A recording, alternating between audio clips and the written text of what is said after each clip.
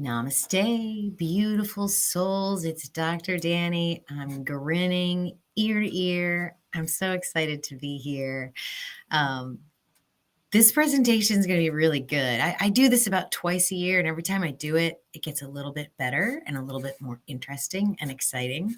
So the secret to Mercury is like so simple, you guys. It is so freaking simple. Like I've explained it before, I've talked about it before, but what I'm going to do today is take this super simple topic and break it apart for you, and we're going to make it really complicated, and then we're going to sew it up at the end. So that's what's happening.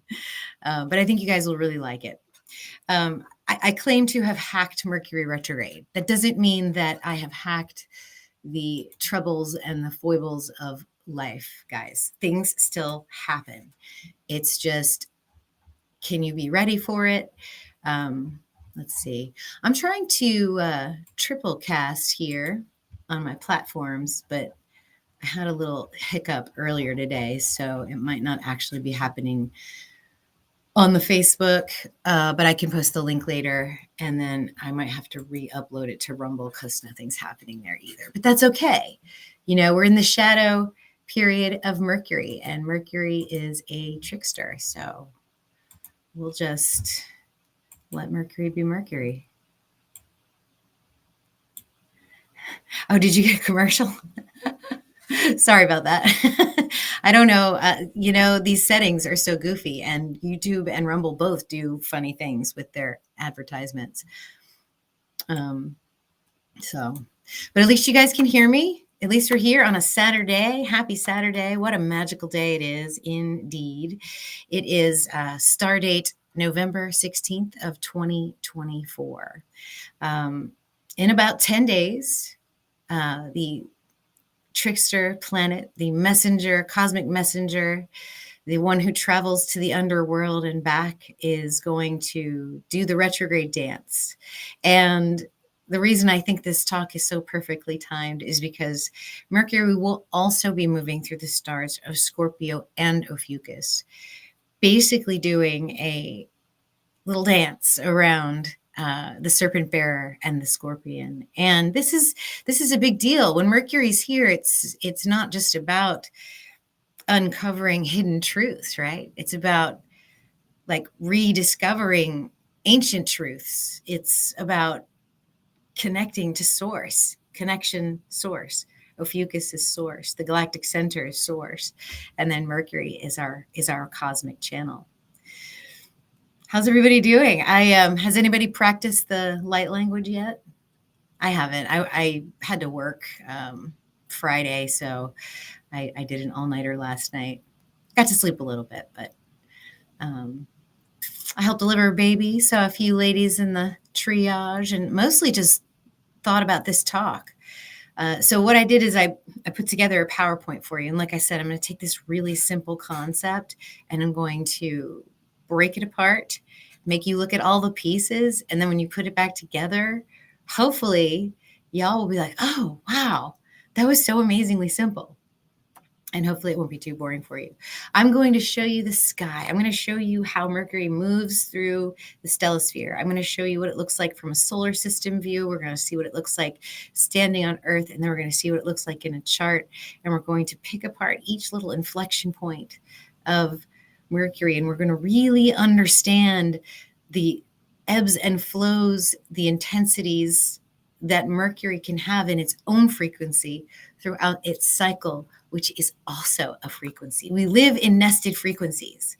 You are a frequency within a frequency. I am a frequency within a frequency. We all resonate together and create a collective frequency, just like the cells in our body create a collective frequency to keep us coherent.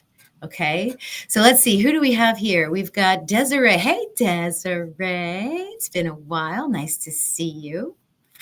Hope your job's doing good. We need to get you on here. I was actually thinking about grabbing my tarot cards because I am on the brink of some kind of genius breakthrough. I'm not sure if I can really explain it to you all in words, but hopefully you'll see it, because I am just sticking with my practice of opening up, letting the information in, and then giving it to you and trusting the process. So, cool. All right. Let's see.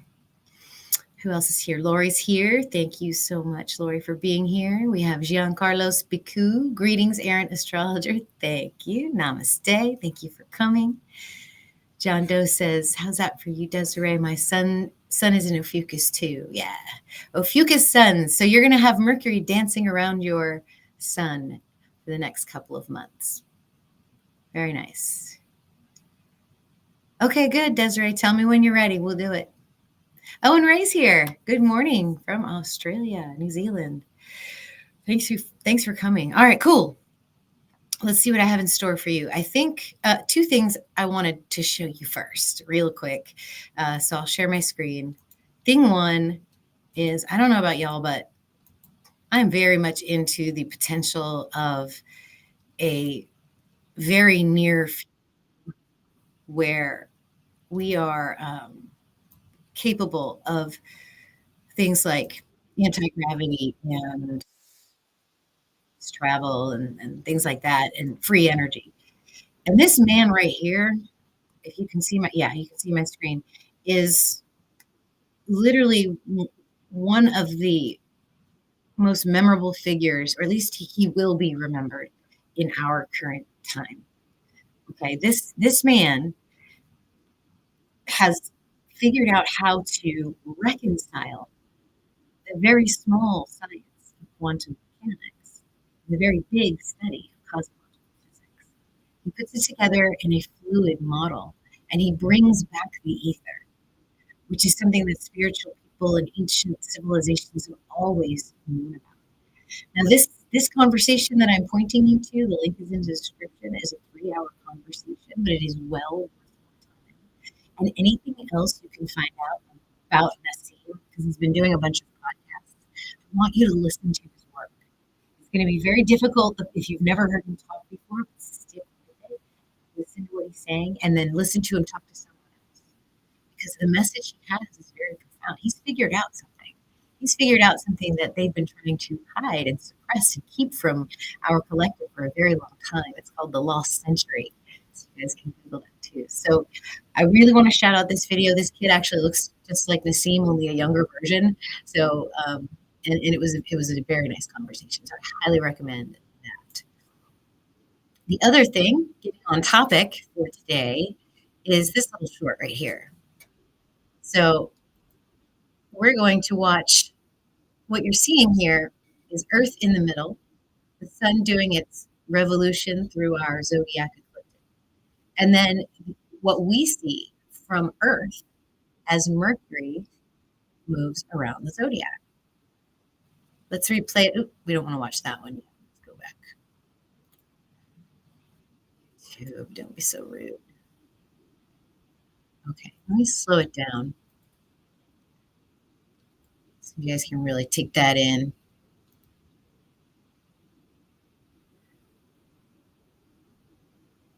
And so one revolution of the sun around the Earth would be 1 year. And we typically will have Mercury retrograde about 3 times a year. And the term retrograde is actually you can't hear me, or you can't hear the video, Lori?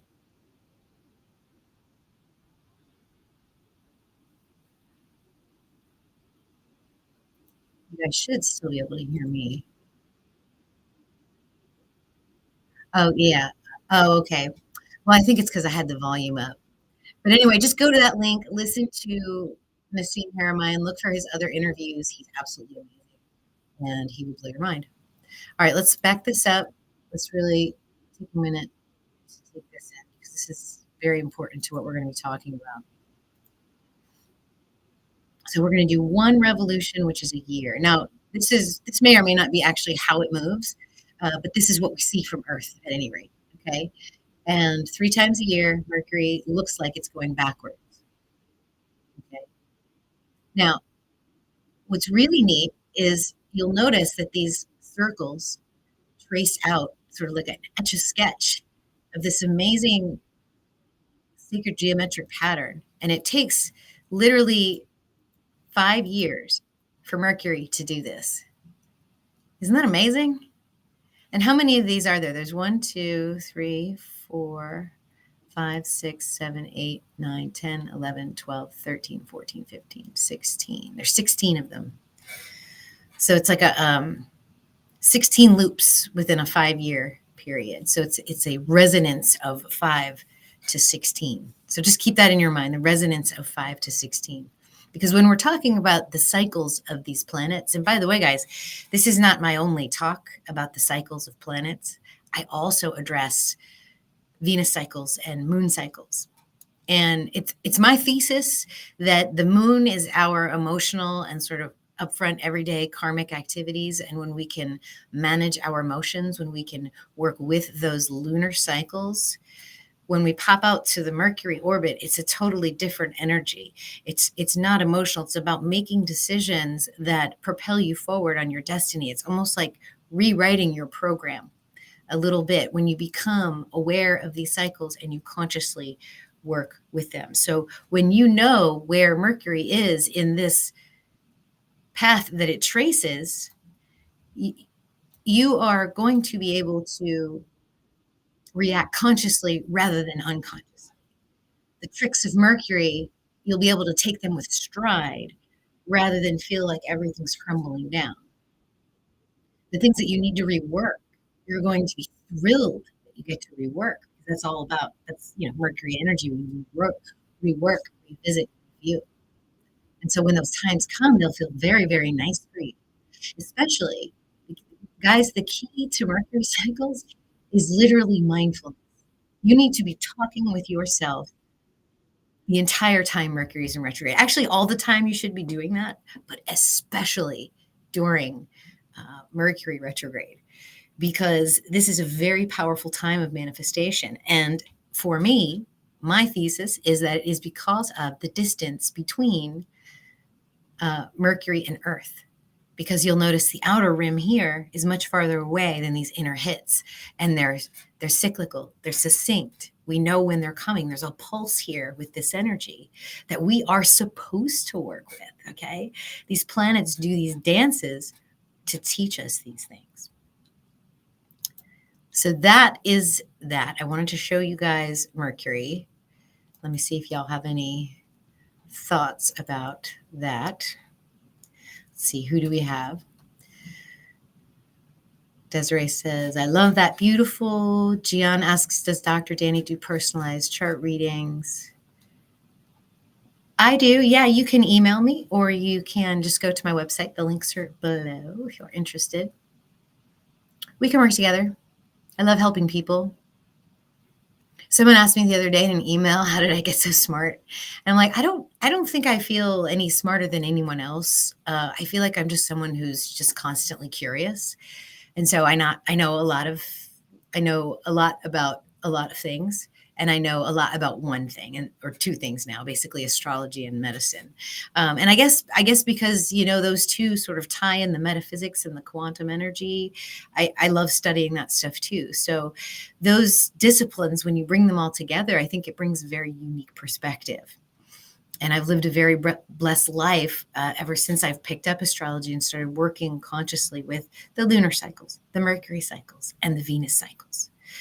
So I'm basically trying to tell you a story where we've got the lunar cycles down. We talk about that every 2 weeks, right? We go through a new moon and a full moon, and I give you a meditation, and then we learn something cool. With the Mercury cycle, it's a little longer, right? So this is a 116-day cycle. So from Mercury's first superior conjunction to its next superior conjunction, going through a full entire retrograde and back again is 116 days. So it's a little bit more difficult to pay attention that long. All right. But if you're into astrology, if you're hooked like I am, and like a lot of these people in the chat are, you're going to love this talk. So that having been said, I'm going to share my screen again. And we are going to, let's see, what should I do first? I have the solar system view in the PowerPoint. So let me take you through Stellarium real quick, because I want to do this twice. I want to do it before and after we do the presentation. So this is today. Sun is in Libra, Mercury's in Scorpio, Venus is in Sag, just to orient you to the sky. What I want to do is take us back to October 2nd. And the reason this date is important is actually the 30th, when Mercury and the Sun were in an inferior conjunction. So you see Mercury and Sun together. This was right around the eclipse. So this wasn't that long ago, maybe about 6 weeks ago. And I want you to see this number right here. If you can zoom in on your screen, I don't know if I can zoom in on that, but the distance of planet Mercury from Earth, it says 1.39 AUs. So if you want to watch that,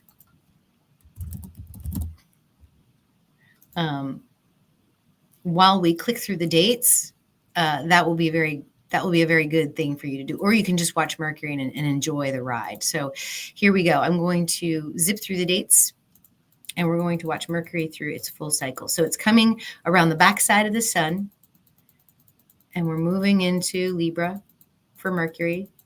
Mercury then moves into Scorpio. This is around Halloween. The time change just happened. That's why we had a little jump there.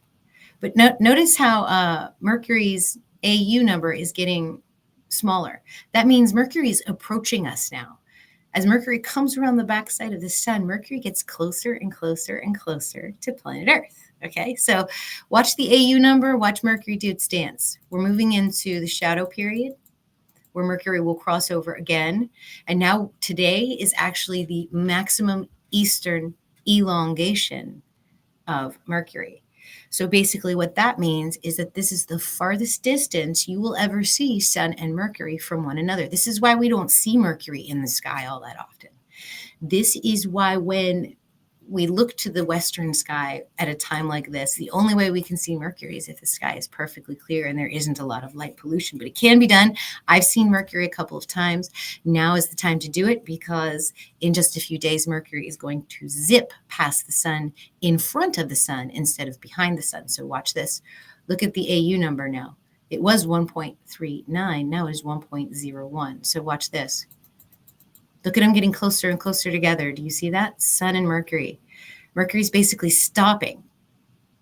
And in just a few days, right here on the 26th, Mercury will begin to move backwards towards the Sun. And look at the AUs now. Look at how fast Mercury approaches us.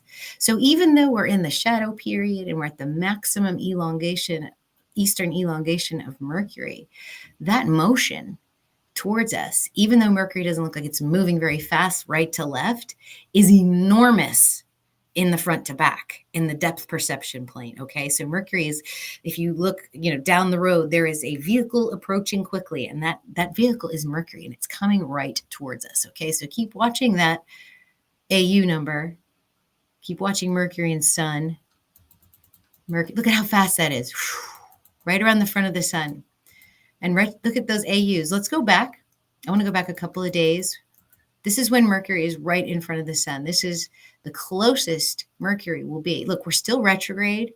You can't see Mercury. All you can see is the bright, hot, burning Sun in the middle of Scorpio and Ophiuchus. Like right here, this is it. And we've got Mercury between the Sun and the Earth, okay? So as we move forward, retrograde begins its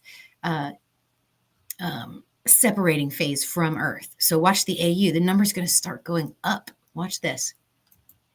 See it going up? 70, 73, 81. Tell you what, you watch Mercury and I'll tell you what the AUs are. So you guys watch Mercury right here. 81, 85, 92. Until we get back to the maximum western elongation, which is also a Mercury inflection point because now we're passing that point of no return. Mercury is beginning to take on the waning phase of its cycle, so to speak. Because when we come back around to February 9th, when Mercury is behind the Sun again in Capricorn, look how far away we are, 1.39 AUs. This is the beginning of the next Mercury cycle. Okay, so this is what we're going to dissect. We're going to go from October 2nd to February 9th.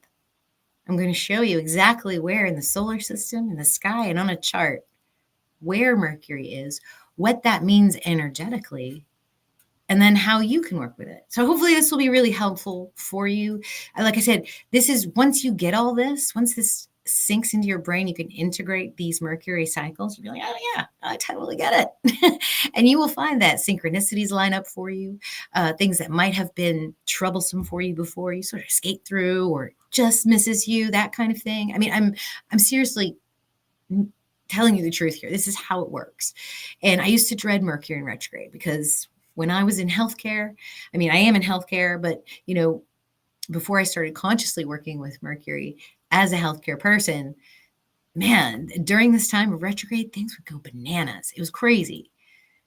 Surgeries would go wrong, orders would get messed up. I mean, you wouldn't believe it. It just blew my mind. And then when I would have, because believe it or not, I used to be a pretty sarcastic person inside. Like I would have a lot of negative like talk and things like that. And all of a sudden stuff started coming true. And so for me, it was about like, okay, I need to figure this out. I need to practice mindfulness because there's something really powerful going on that I am attuned to now. So, all right, let's see. Let me get this presentation up, make sure I'm on the right page. Okay, so we're going to dive into this.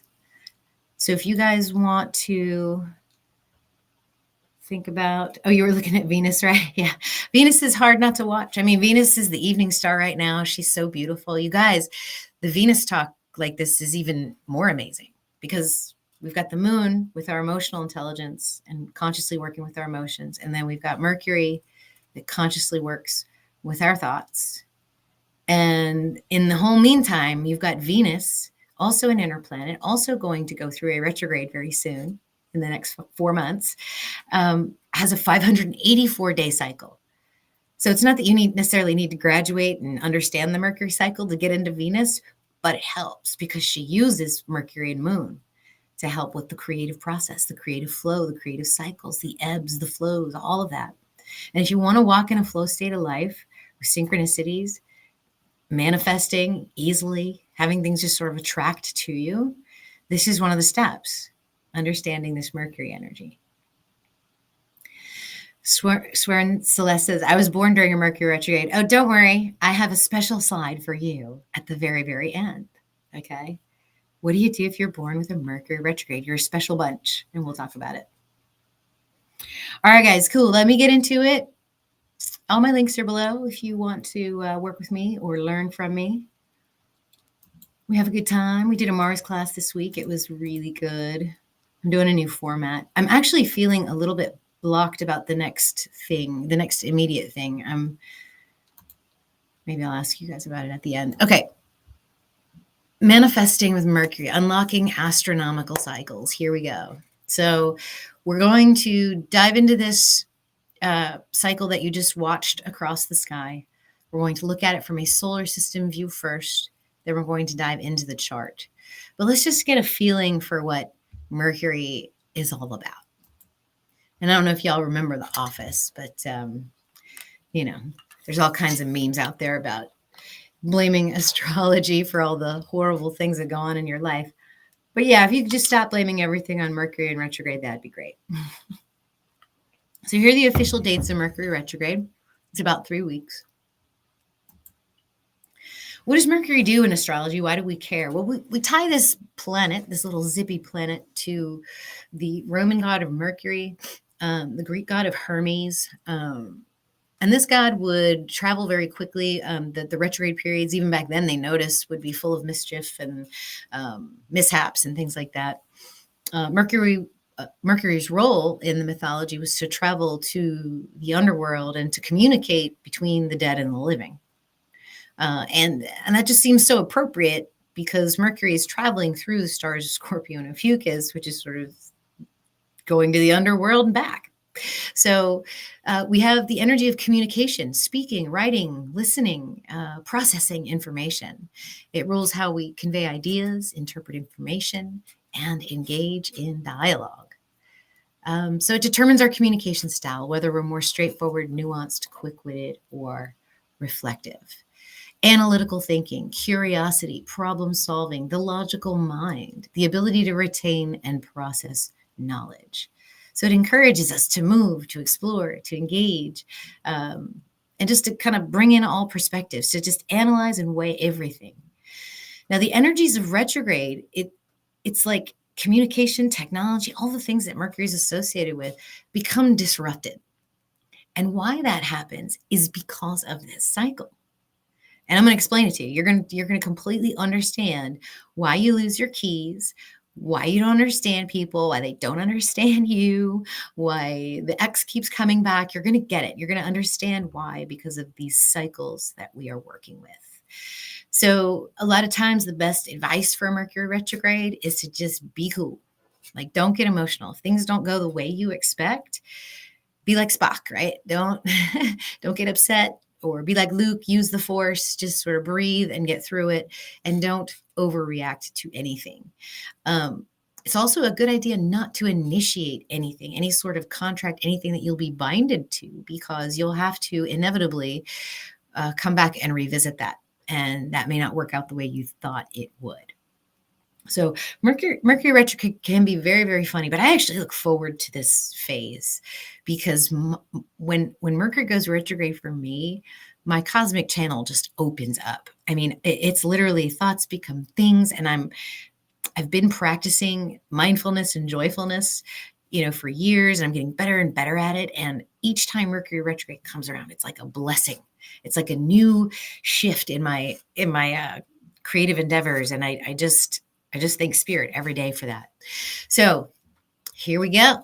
Let's do this. So we're going to go through the cycles. We're going to talk about why it works with frequency, how you can manifest using Mercury cycles because of the frequency coherence that you're working with. And then, of course, we're going to talk about strategies throughout. So let's get into the nitty-gritty then. So Mercury, our cosmic messenger, as you saw on the stellarium-web.org when I showed you the AU number, that should look familiar to you. You saw that number go further and further out, and then come back, and then go back out again, okay? And that's what we are going to look at. We're going to first look at everything from the bird's eye view of the solar system, so you can see where Mercury is with relationship to Earth and Venus and Mars. And then each Mercury period, so if you were to stand on the sun and watch Mercury do an orbit, it would take 88 Earth days. But because Earth and Mercury orbit together, the cycle that we watch is from Earth's perspective, and it's 116 days. Okay.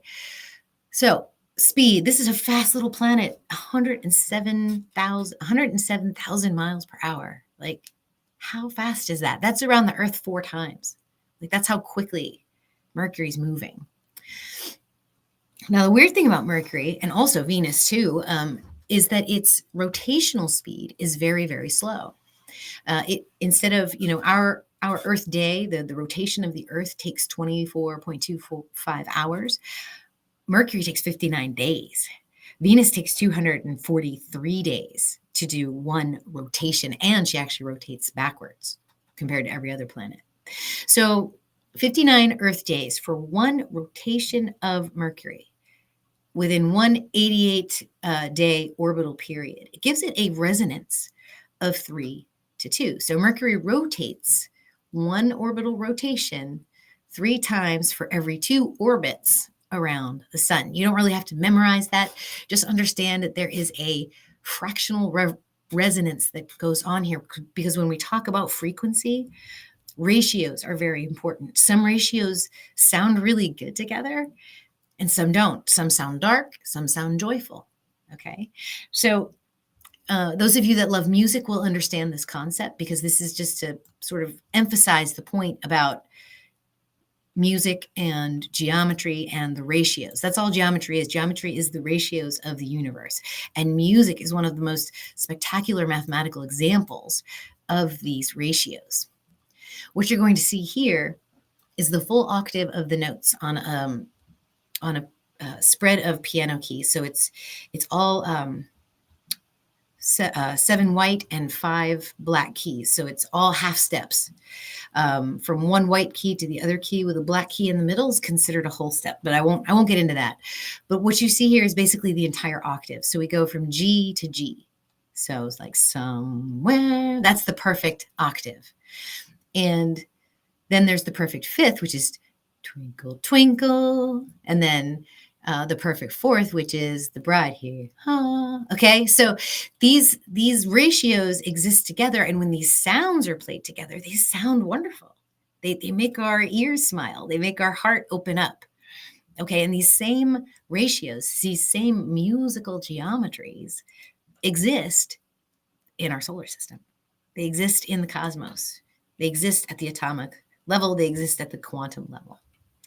And within a full octave of musical notes, you've got 6 circles, 6 perfect circles. And 1 + 2 + 3 equals 6, and 1 × 2 × 3 equals 6. So 6 is the perfect number because it is multiplied, it's multiplicative and additive at the same time. And there are 6 circles that all intertwine each other here in this diagram. So I just wanted you to see that, just to kind of keep in your mind that all the numbers aren't really necessary, but it's the pattern, it's the way the geometry creates ratios that creates the universe that we live in. And then here you can see the musical spiral. This is basically the Fibonacci spiral, but these notes in this octave, what you see is that when we start at C, the next C is exactly half of this C. So each time you go up 1 octave, the length of the distance that needs to vibrate to make the same sound is reduced by 1/2. So that's pretty cool. And that's why we have a fractal universe. Okay, guys? So here we are in this fractal universe where each holographic slice or pixel of what we're in creates the entire whole within it. Nassim and the conversation he had with Know Thyself podcast, Andre Duque, that link that I have below, they explain this in great detail. They kind of philosophize about it too, but hopefully you can just accept when I'm coming to you to say that the math would suggest that we live in a holograph projected universe and that each pixel contains the whole within it. Okay, so the entire sky above our head is one dimension, one level of the fractal, and we're the next level. So by proxy, you can project your whole body, your whole, what do they call that? The homunculus. You can put your whole homunculus on the sky. You can have the hero's journey in the sky. You can watch the rapid movements of what's going on inside cell nuclei in the sky slowed down, at the pace of the universe, for crying out loud. Because you see these repeating patterns. You see galaxies spiral. You see flowers spiral. You see embryos spiral. You see molecules spiral. So just to show you, there are levels of this universe. All right. And then we need to understand that while Mercury is a planet, it is a solid particle type object that we all look at and observe and measure and think about, that it also does have a frequency. Just like you do. You're a sort of solid, but you're mostly made up of frequency. And so is this planet. And the frequency that we are tuning to with Mercury has been in the human cosmic blueprint since our DNA propagated here on planet Earth, and we've been under the influence of the celestial bodies in our solar system. So we have a particle like Mercury, like propagating its influence via a wave through the ether, whose energy is instantaneous, okay? And the distance through space is cut by half when Mercury comes into retrograde, okay? So these frequencies are getting closer and closer and closer to us. So I just want to bring in one more topic before we dive into the different parts of the cycle. Because when you have a moving object, this is not just taking a slice of the birth chart and reading the energies. This is a moving energy, okay? And the Doppler effect that works with sound works very similar, I feel like, on these higher dimensional frequencies that we're dealing with. So you have a source that's moving towards you, and the sound waves are compressed, so their frequency becomes higher, so you hear a higher pitched sound.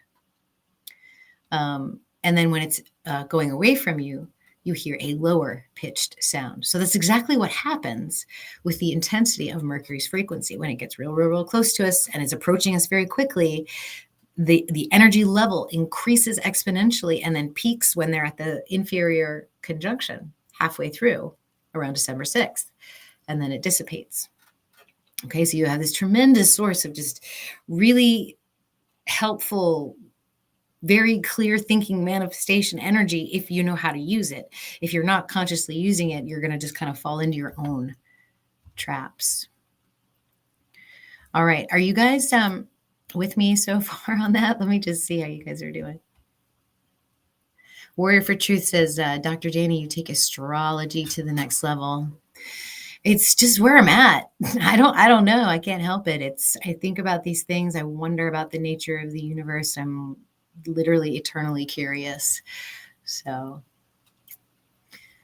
let's see. Oh yeah, there's a meteor shower tonight. I think it's the Leonids, right? Teresa says music of the spheres, harmonics. Seeking truth is a 33 life path. Me too. Master teacher. Michael. Oh, hey, Mike. How are you? Thanks for coming. Oh, so fun to see you here. Yeah, we're talking about Mercury today. Katie says, hey, Katie. Thanks for coming. Christine is here. Hello, Christine. Seeking Truth says, my ears have been ringing like crazy. Yeah, me too. Mercury is approaching, my friends. And today is the day of the maximum elongation, so it's going to get more and more intense. All right, cool. Everybody's here. All right, let's get into let's pick apart this cycle a little bit. See what we got.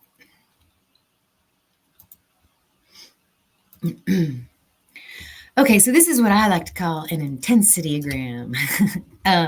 So what we have here is the intensity of Mercury's energy that we've been describing over time. So we have SC, which is superior conjunction. We have SC over here, which is superior conjunction. In the middle, we have this pop of energy that's really intense, and we have an inferior conjunction. And between that is, or encompassing that, is the retrograde period between SR and SD. So station retrograde and then station direct. Okay, so that's what those little abbreviations mean. This entire time frame is 116 days. So here are the key dates of the cycle that we're currently in right now. The cycle started on September 30th, 2024 in the constellation of Virgo. The maximum eastern elongation is today in Ophiuchus. We station retrograde 10 days later on the 26th. And then we have the inferior conjunction on the 6th in Scorpio Ophiuchus, like Mercury right there in the center.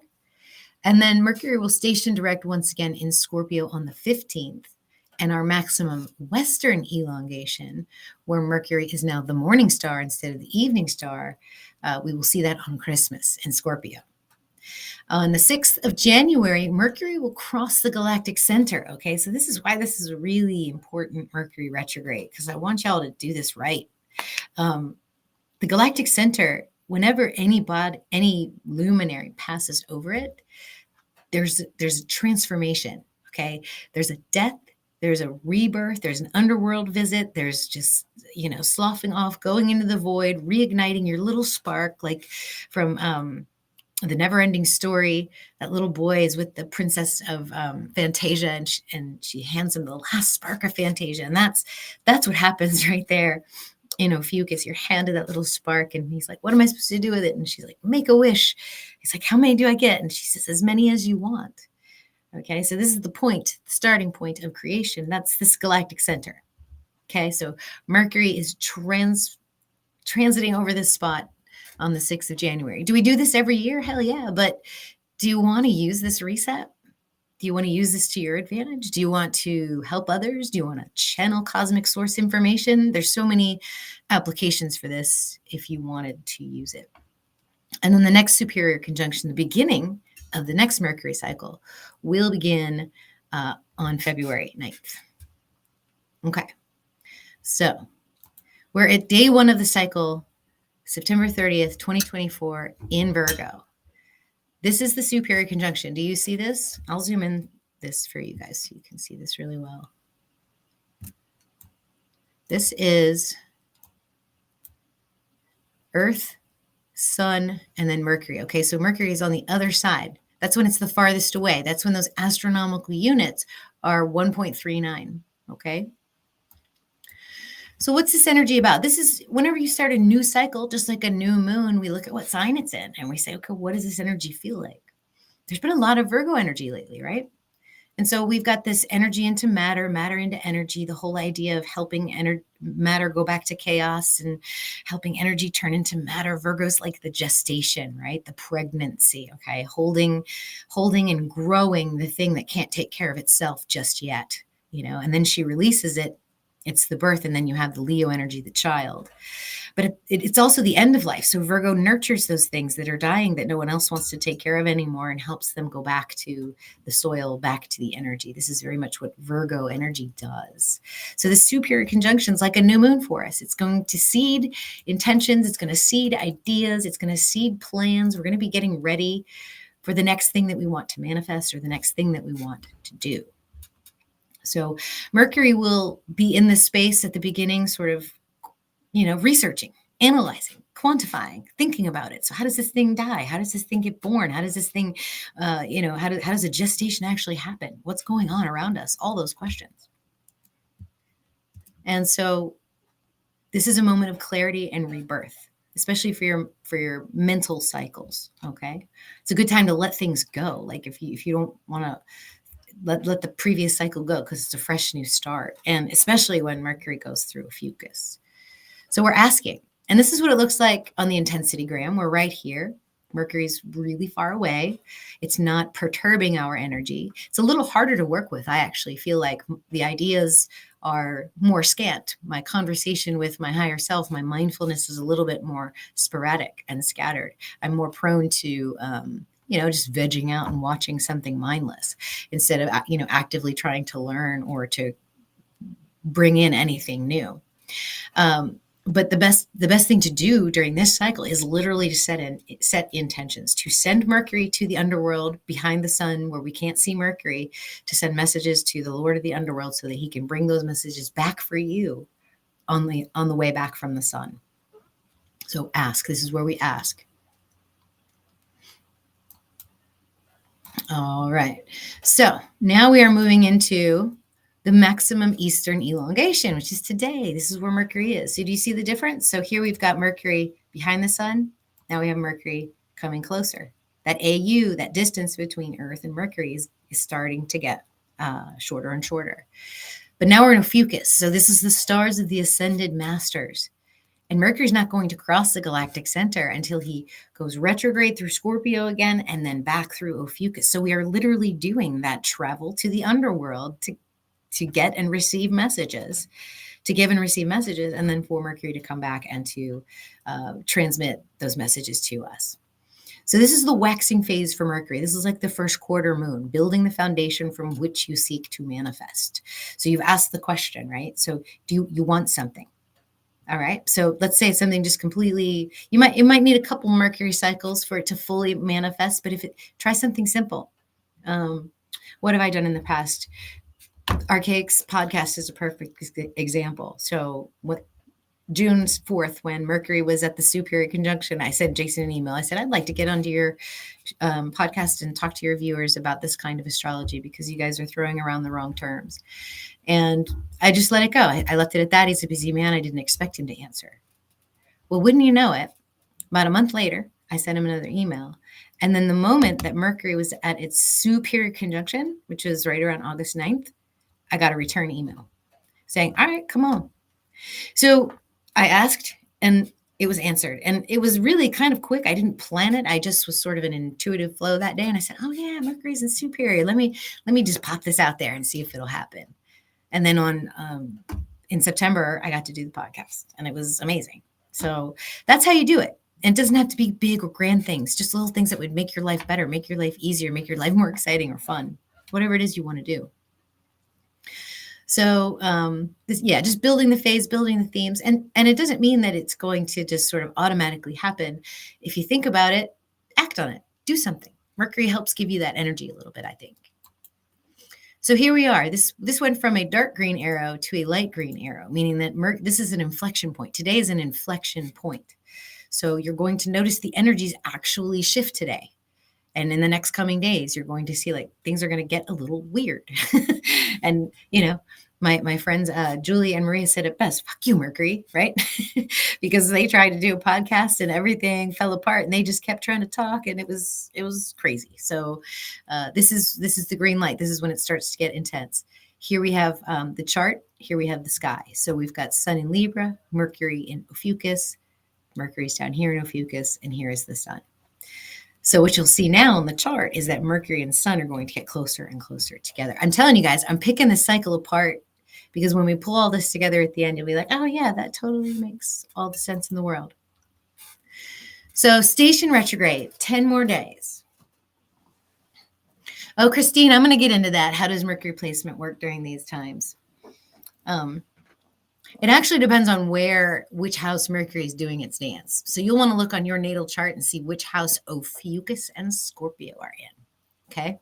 So for me, for example, Scorpio and Ophiuchus are in the 7th house. So how I communicate in my relationships and partnerships is what is being reworked, revisited, reintegrated for me. It may completely change with this Mercury cycle. I'm expecting that because I feel like something really big is coming. It's also going to be transiting over my Neptune and North Node. Okay, so whatever Mercury is transiting over will activate that, as well as wherever Mercury may be sitting. So for example, I've got a natal Cancer Mercury in the 2nd house. Okay, so communications of values, compassionate communication of values will be part of what is reworked because that's how I work with Mercury natally. All right, so we station retrograde in the stars of the Ascended Master. So this is like the last quarter moon, right? This is a few days before the full moon. And it's full energy. Mercury's moving very, very quickly at this point, literally going from evening star. And if you could see Mercury would be diving, and then whipping around the sun, coming back as a morning star. Okay, so Mercury continues to seek and investigate and channel all the mysteries of the universe. If you didn't start practicing mindfulness after today, which I think you should, okay, this is when this starts, it's going to get even worse. So really, really watch those thoughts as Mercury begins to make its retrograde motion. Here's where we are. We have a yellow light here, okay? So we went from green, light green to yellow. It's on. The intensity, the quickness. I mean, this is quick. When things shift like this, you feel it. And Mercury is, you can see this, the SR on the chart. That signifies that something is stationing retrograde. There's the sun in Scorpio. That'll actually happen on the 23rd, so 3 days before the sun will finally be in constellational Scorpio. And here it is in the sky, the sun moving into the stars of Scorpio as Mercury stations retrograde in Ophiuchus, beginning the death and rebirth process. So then we get to the part of the cycle where we're answered. Okay, this is the middle of the cycle. You see how Mercury went from this side of the sun and is now over here on the between sun and earth. And we'll look at the intensity gram in a minute. So once again, this is like a full moon for Mercury. This is the height of, the peak of the energy. This is when I actually begin the days following this peak is when I start to feel the energy slipping away from me. And I know it's time to do other activities because I don't quite have access all the time like I do right now because it's coming towards us and I can feel it, So after this point, when it peaks, then the energy starts to slip away. So with Mercury sitting right here, going retrograde, we can really, I think we can get some really profound and mystical insights into the gnosis, like the stuff we're all trying to figure out, who we are, why we're here, where we come from, and where we're going. But just in a practical sense, whatever you asked for around the eclipse, it should be answered here on the 6th. And I have a few little intentions in my basket. And I mean, I feel like they're coming true. Like things are all sort of set up the way they should be for that to happen. So we'll see what happens. I'll keep you posted. But it's worked for me in the past, before this past year. Like once I started to hook into these and really understand the mechanism, it just, they get easier. You look forward to Mercury retrograde. So here we are in the intensitygram. This is a short period of time, right? This is only 3 weeks, but this is quick and intense. There's a change in direction. There's a change in intensity. So you're going to feel that as well. So I think we feel it more here at the maximum elongation periods, because I don't have that labeled on here, but the maximum elongation periods feel a little bit more shifty to me. And so does the inferior conjunction and the superior conjunction, not necessarily the station retrograde, because that force of forward movement towards you is much more intense than just the direction you see it going across the horizon. So here we are at the most peak moment of the cycle. All of our intentions are coming true. All of our thoughts are coming true. Manifestations, very rapid. Thoughts become things. Mindfulness here. Sun and Mercury together, right in Scorpio. Here you can see them at the peak of it, right there in the heart of this whole like part of the sky, which is so profoundly intense. All right, let's feel Mercury as he starts to drift away from us in the separating direction. So now we are into Scorpio. So you can see Mercury hasn't really gone retrograde. We've just changed directions. Okay. And that direction change was right here. So we feel that. Scorpio is the hidden, the taboo, the esoteric. This is a dissemination phase. Remember, after every full moon, we want to express, we want to share, we want to let go of, disseminate, disperse. And that's what you do with your thoughts. This is a good time to begin thinking about what you want to do with the next Mercury cycle, but not necessarily do anything with it. So just start thinking about it, fantasizing, daydreaming, imagining, and then just kind of let it go. But do it when you can, because like I said, if you're in the mindfulness flow state, what you'll notice is that the sessions become less intense and less frequent as Mercury drifts in the separating direction from Earth's perspective in space. Okay, so I think this is going to be a very profound transformation, this whole retrograde cycle, and the way that we communicate, the way that we think, the way that we learn. Something huge is going to come through, I feel like, something really good and beneficial for us. And now we're back into the, here we go, station direct. So you can see Mercury is now, what you'll see is SD on the chart. Mercury has gotten its way all the way to Scorpio. Here we are again. So now instead of being in front of the sun like we were in Virgo, now we're behind the sun in terms of the movement and the direction that Mercury and sun will flow. The last inflection point is the maximum western elongation. Okay, so this is where the sun and Mercury will be the farthest apart, but Mercury is to the west of the sun instead of to the east. This is yet again another inflection point. And actually, guys, just as an aside, the maximum elongation, western or eastern, of Mercury can actually describe fluctuations that you'll see in stock market prices. I have the graphs in my financial and business astrology course. So if you guys are in that class, go back and review that. If you haven't taken that class and you want to learn more about how the planets affect the financial world, that's in that class. But yeah, maximum western and eastern elongation of both Venus and Mercury will comment on the fluctuations in the stock market. Super interesting. So now you're clearing the soil. Now everything that you've been working, so by Christmas, the thing that I've been working on since October 2nd will be wrapped up. It'll be good. And I'll be getting ready for the next thing. Okay. To be ready for the next superior conjunction. And again, the sessions with spirit, the cosmic creative flow state, those sessions will become less intense. They'll become more spread out just because of the nature of that ebb and flow of the distance of Mercury from Earth. So let's not forget this galactic center, because that happens before the next superior conjunction in February. And this will do like another sort of reset type of energy for Mercury. So Christmas, right after New Year's, there is a communications, knowledge, deep insights. Something incredible will shift for our thinking brain and our cosmic channel on or around the 6th of January. So I'm looking forward to this. This is just like a cherry on top of, what you can usually do with Mercury cycles. So there it is, the last superior conjunction in Capricorn, or the next one on February 9th of 2025. So you can see that right here.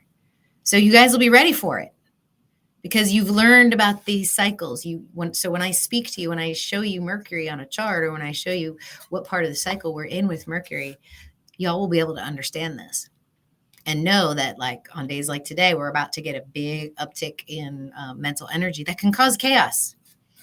And there's a reason it causes chaos, y'all. I mean, Mercury is right here, and it's transmitting, it's pushing out information, its frequency, its wave. Okay. And as it moves closer and closer to Earth, as we go through the different inflection points in the cycle, here we have the superior conjunction, the maximum western elongation, station retrograde, inferior conjunction, station direct, and then maximum eastern elongation with the next superior conjunction. So you see that that's a rotation. That is one period. That is one cycle. That is one frequency wave of Mercury's cycle in general. And y'all saw the video of these loops. So let's just look at that one more time, because I think you'll see it a little differently now that we've gone through the whole cycle. Let's just look at.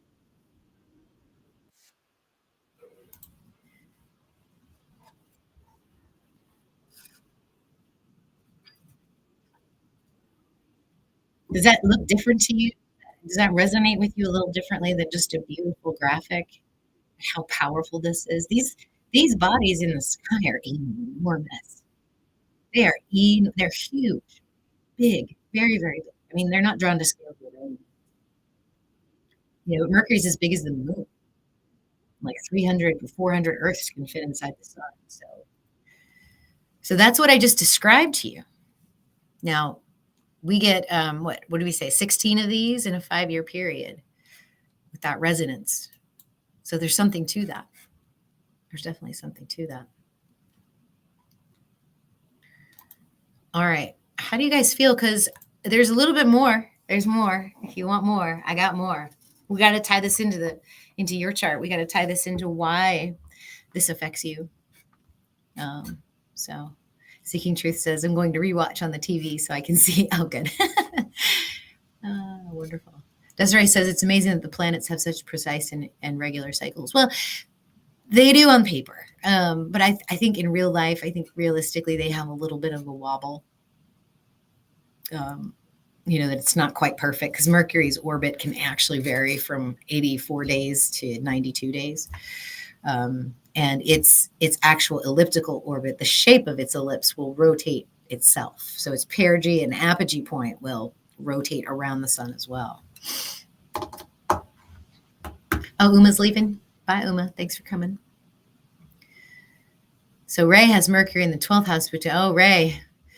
Ray, you're going to have some deep spiritual insights, I think, during this retrograde, because Mercury is not only going to conjunct your retrograde, but also like do a little retrograde dance through your 12th house. So yeah, I would do deep meditation if that were me. Yeah, cool. Can I do a recap? Yeah, I do a recap. I mean, I basically just recapped this. This right here is what we just went through. Let's pick it apart a little slower here on this. Slow it down real slow. Okay, superior conjunction right here. Maximum western elongation. Station retrograde. Inferior. Superior conjunction. Okay, so that's the cycle I just described, from this point to this point. So one of these loops, this full cycle of Mercury, is what I just described to you. Okay. Picked it apart so we could really, really understand it. So let's, I didn't show you. Let me do that again. Let me show you again. Let's go here. I always do that at the end. I get through the big stuff and then I forget to reshare. Okay. So what we're looking at here is a superior conjunction of Earth, Sun, and Mercury. And what I just described to you through those PowerPoint slides was station retrograde, inferior, station direct. That right there is one Mercury cycle. That's 116 days. Okay. Yeah, I'm sorry. Am I still not sharing? Oh my gosh. Okay, I'm going to do it one more time. And I want y'all to pay attention this time. Oh my gosh. Oh, this is the video that we were looking at. So let me rewind it again. I love looking at it. I could watch it all day. So we start here at a superior conjunction. And one cycle of 116 days starts there, station retrograde, inferior, station direct, and right there is where it ends. So yeah, yeah, we're definitely in the maximum elongation. We're about to, it's about to get crazy. All right, so that's the loop. That's the retrograde loop we just described. So this is ask, this is answer. This is low intensity, low frequency, high intensity, high frequency. Okay. And I think whenever we switch directions is when we feel a little wonky. So, all right, cool. Let me get into the rest of this PowerPoint for you guys. So why does Mercury work? Well, because we're also transmitters and receivers, right? We talked about this last week with the limbic system and the hypothalamus and the Wernicke's area of the temporal lobe of the brain. When you're receiving and transmitting at the same time, certain parts of your brain light up, as opposed to when you're just transmitting. And so you really want to turn on that Wernicke's area of the brain right now, because what's coming to you is going to help you. It's going to guide you. If you're not listening to it, you're going to find yourself sort of drifting off into space and not paying attention to what the universe is trying to tell you. And you're going to lose things, and you're not going to listen to people, and they're not going to listen to you, and you're going to miss things, and you're going to mess things up. Because when you've got these two frequencies coming together, you can get several different patterns, right, guys? You can get patterns that cancel each other out so that it doesn't even affect you. So if you want to sit this Mercury out, Ray, then I would figure out how to do a deconstructive pattern with that Mercury if you don't want to participate, because if you do that, then it won't affect you. But if you want to dive into it, if you want to use this Mercury retrograde and really get deep and spiritual, you can do a constructive interference pattern. So that the messages that you're getting through the cosmic are in like the most intense you've ever had. If you want to, it's basically a simple concept of, coherent versus non-coherent fields, notes that are played together. So when you play a perfect fifth, those two notes together sound amazing. When you play non-coherent notes that don't sound good together, like a second and a sharp, it just sounds yucky. Ugh, like things just don't go well. But the third pattern is where you just cancel it out. So complete destructive interference. So you have to decide what your frequency is. You have to feel into this with your intuitive muscle. This is the part I can't guide you on. I can tell you what's available, but you've got to feel into your own intuitive guidance. Where am I right now? What do I need? How can this work with me? And modulate your frequency to the desired result. I mean, that's essentially what you're going to do. So you've got this intense, spiritual, transformative thought process type energy that is a flow of some sort of communication. How are you going to deal with that? When it comes to you, you can do one of three things, right? You can jump in with both feet and marinate in it and take everything out of it. You can battle it. You can shadow box. You can cry. You can deal with all these things that you need to deal with that keep popping back up in your life, repeating patterns, stuff like that. Or you can, kind of go the sort of the middle path there and just sort of not react either way to anything. People can do that. I mean, it depends on where you are. Sometimes you can't. But Ray says, I want to play and get better. Yeah, well, then I would definitely dive in with some deep, like void meditation, like really, really getting into those theta waves, which can take you to gamma waves. So what do you do now? Okay, I still have that Mercury retrograde slide for you, but that's at the very end for you special cases. But I want to show you really quick how you actually look at your chart and see where Mercury is going to be so that you can say, okay, this is my frequency. This is what I'm working with.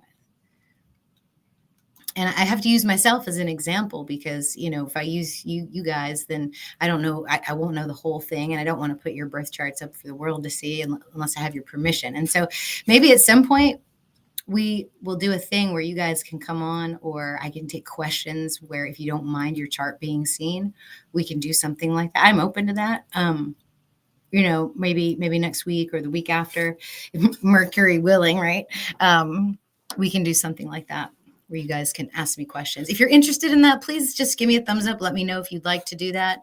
I don't want to sit here awkwardly and only have 5 questions for 2 hours, but I would love to answer questions. So if you guys are into that and want to do that, let me know.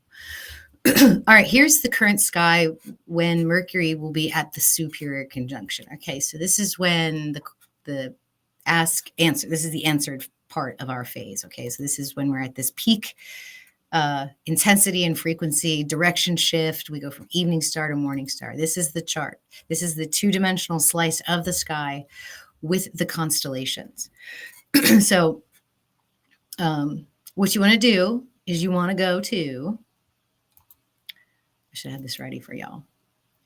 You want to go to, actually, I want to show you that again. Dr. Dani, free chart. And then you put in whatever date you care about. If there's a particular date during this transit that you want to know between the 25th of November and the 16th of December, you just put that date in here, your location, the time, you hit calculate. What you're going to get is a chart that looks like this. And that's what I did. Okay. Then you're going to grab another tab and you're going to do the same thing. But this time, you're going to put your birthday in and time, and you're going to calculate it, and you're going to save it.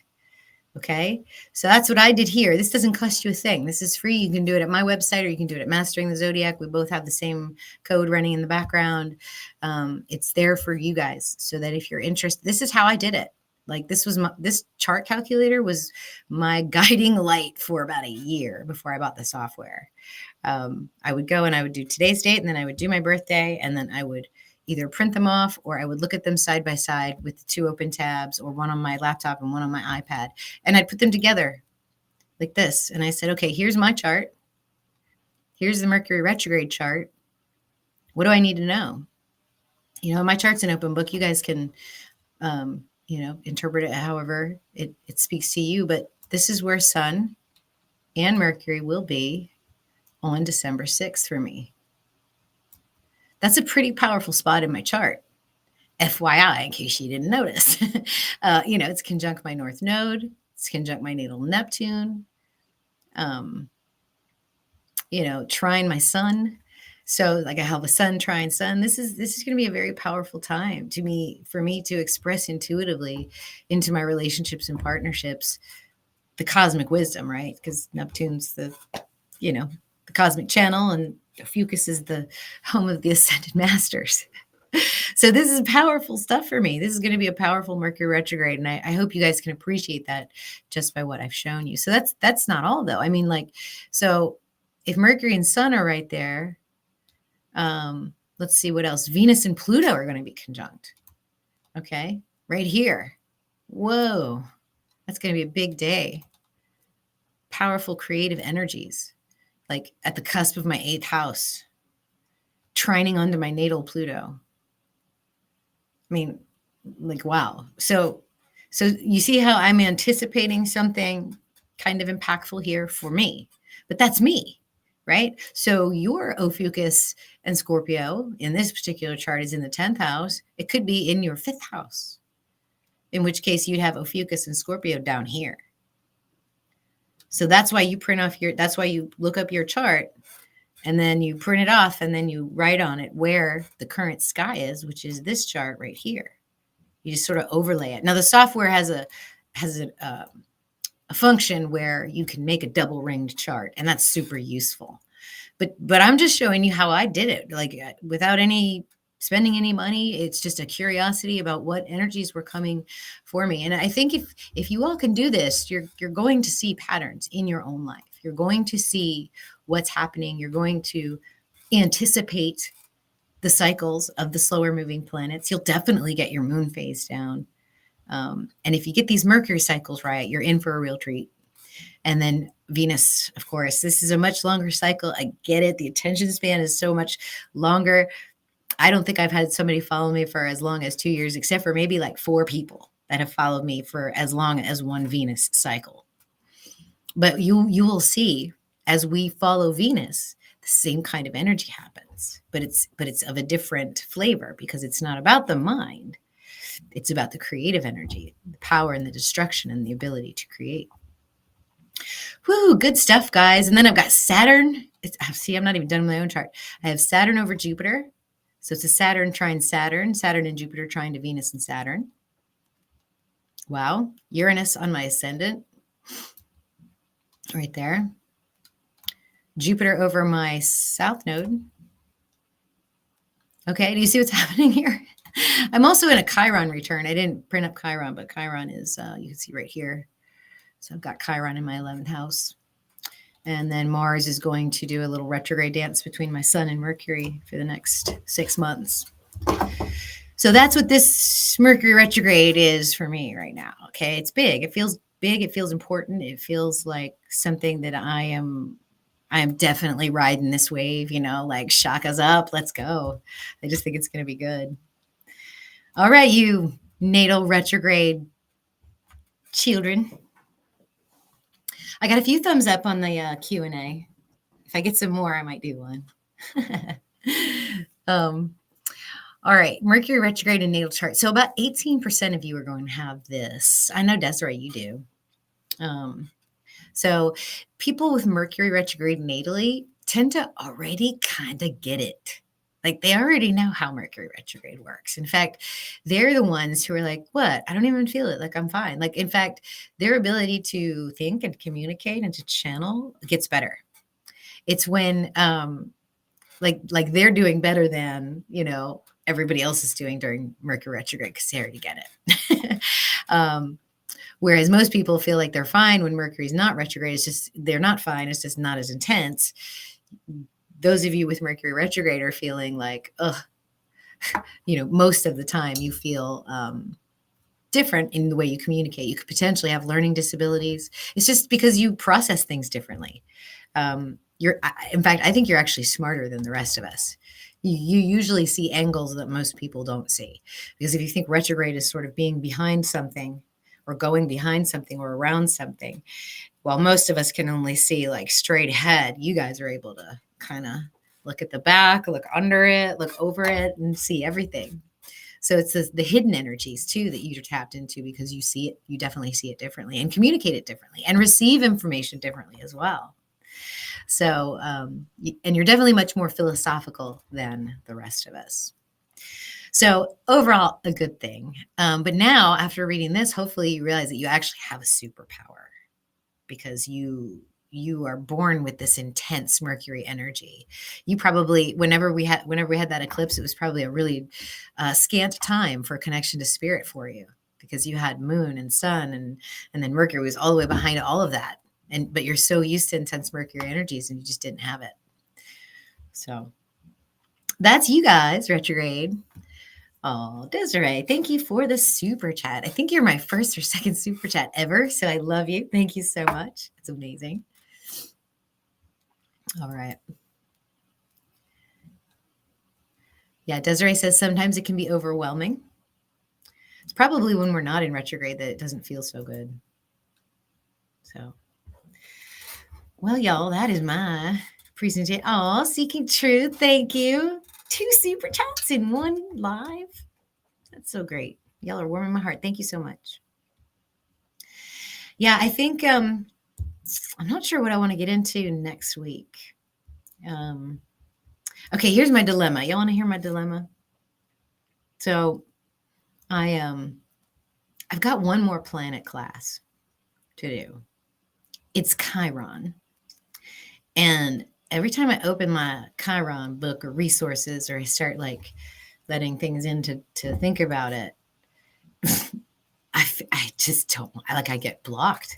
I don't know why. I just literally like something about it. I feel like there's just something I'm not supposed to touch yet. And I want someone to do it with me who is a one of those energy healers, root cause therapy, because I think when we do the Chiron class, we're going to come to some pretty intense realizations. I don't know if it's for me, but it might be for someone that is going to take it. So I want someone there and available that can sort of speak to Chiron in a way that is healing and nurturing, because there can be some very dark energies. There can be a whole lot of like facing your ego and stuff like that, and like looking back into your past and things you thought you'd like fixed and buried and don't deal with anymore just come right back up with Chiron. So I really want that person to be a part of it. They're going through a tough time right now, so like I can go on without her, but I don't want to.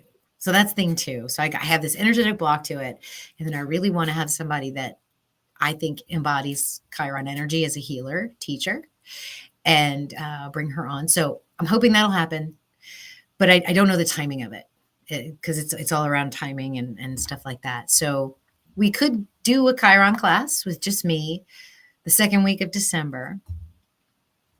But here's the thing. I'm doing something for you guys that have taken my classes.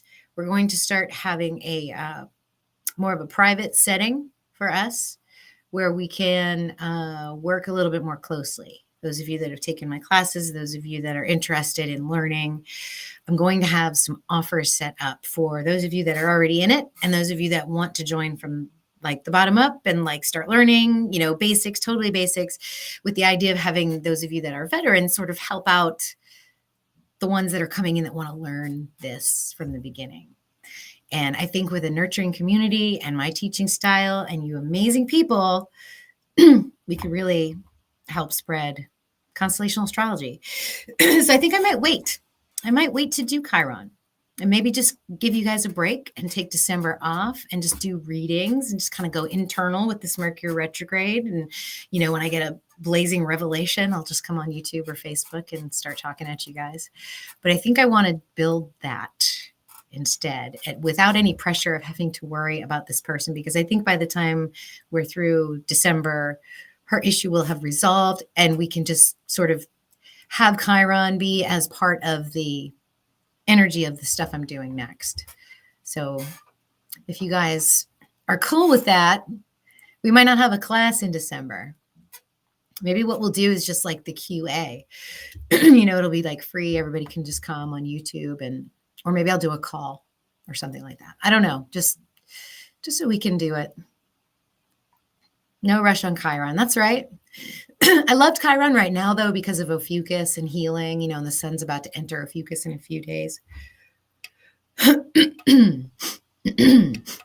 Sorry, guys, I get a little juicy when I talk a lot. So, all right, cool. Well, I'm going to get out of here. And it is a beautiful day in South Texas. We got like 85 degrees. The pool's warm. I'm going to go hang out. And then let's see, tomorrow I'm doing a couple of readings. And then my mom's coming on Monday to stay with us for about 2 to 3 weeks through Thanksgiving. Oh, and I'm doing a podcast on Tuesday, you guys. So stay tuned. I'll send you an email about it. I forgot the name of the podcast, but it's at 10 a.m. and it might be audio only. I'm not sure, but I'll let y'all know about that. So, all right, my good friends. Thank you so much for coming. Thank you for the super chats. Thank you for your support and your enthusiasm for learning about this Mercury cycle. So I hope by the end of this, you're feeling very confident about understanding the Mercury cycle, how it works, and how simple it actually really is, so that you don't have to think too hard or, work too hard. Just be open, be mindful, try to get into that flow state, and it can truly be a magical time. All right, my loves.